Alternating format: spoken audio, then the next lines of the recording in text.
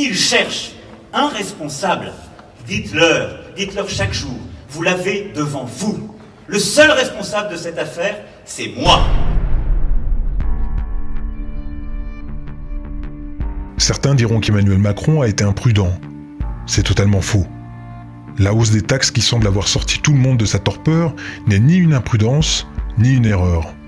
Le silence assourdissant dont il a également fait preuve concernant cette annonce et qui vous a poussé à fouler le pavé n'est pas non plus la preuve d'une gêne comme certains semblaient le penser. Sa popularité ne fait pas partie de l'équation. Il n'est pas là pour être apprécié, mais pour remplir sa mission. C'est comme ça que je le vis. La conviction qu'il existe une transcendance, oui. Quelque chose qui dépasse,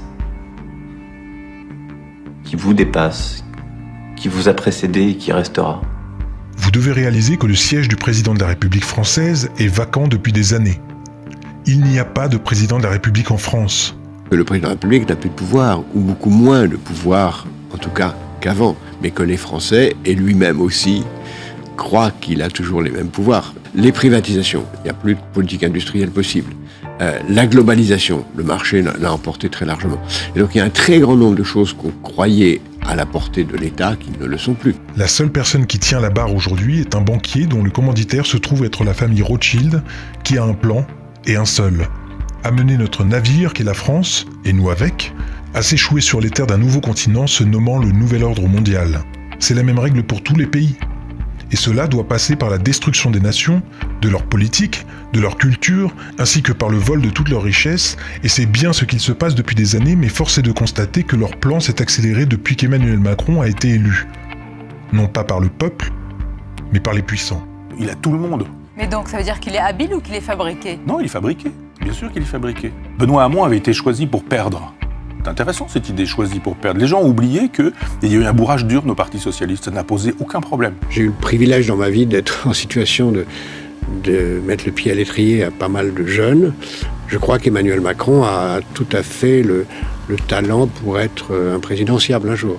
Un bourrage d'urne, pourquoi fait-on un bourrage d'urne au Parti Socialiste? C'est quand même étonnant ça. Non, il y a eu un bourrage d'urne, on a expliqué en 24 heures qu'on avait mal compté, qu'il a fallu recompter, etc. Mon œil, quand on bourre les urnes, c'est parce qu'on veut pousser un candidat. Pourquoi est-ce qu'on pousse un candidat en faisant de telle sorte qu'il puisse descendre tellement bas que ça ouvre la route à Macron, dont on découvre aujourd'hui... Ils nous écoutent un peu ce soir et se disent « Oh là là, Michel Onfray, il est un peu complotiste. » Je vous donne des faits. Lorsque vous entendez dire qu'il travaillait avant pour la banque Rothschild, ça n'est pas une information anecdotique que l'on peut placer sur son CV. Si Macron est au pouvoir aujourd'hui, considérez que toutes ses décisions sont la parole de ses maîtres. Sa mission n'a rien de politique, elle est idéologique. Il n'est pas là pour nous trouver des solutions puisqu'il a déjà une mission. Et si vous pensez que le dialogue est encore possible avec son gouvernement, vous manquez, volontairement ou non, de clairvoyance. Ce n'est pourtant pas faute de nous avoir prévenus.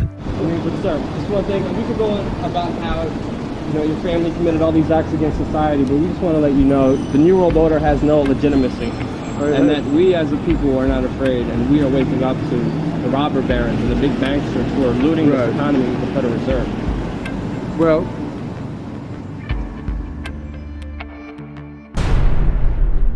our fifth objective, a new world order can emerge. On ira ensemble vers ce nouvel ordre mondial. Attali nous dit la solution c'est le gouvernement mondial, la Banque centrale mondiale. The international order that we have worked for generations to build.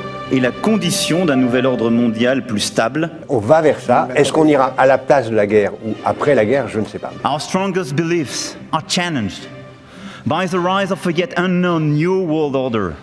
Et personne, je dis bien, personne ne pourra s'y opposer. Ce piège se referme sur nous, et bien que l'espoir d'un réveil national, voire mondial, subsiste toujours en moi, il m'est très difficile de ne pas songer au fait qu'il soit trop tard. Car c'est exactement ce que penserait une personne qui sonne l'alerte depuis des années face à la masse. Celle-ci n'ayant que pour seule réponse « Jusqu'ici, tout va bien ».